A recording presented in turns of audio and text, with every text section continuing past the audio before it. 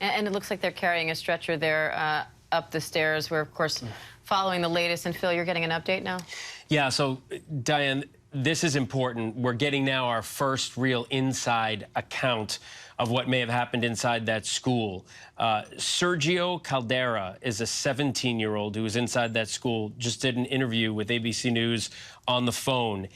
Sergio tells us he was in chemistry class by his approximation about 11:01 this morning when he and his classmates heard a gunshot ring out at Apalachee High School there in Winder, Georgia. He says, quote, "My teacher goes and opens the door to see what's going on. Another teacher comes running in, tells her to close the door."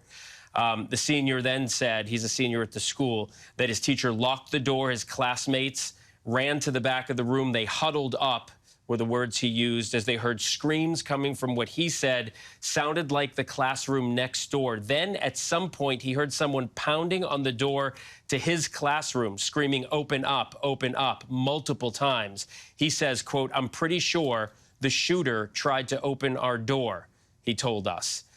When the knocking stopped, obviously a sigh of relief, he then heard more shots and more screams.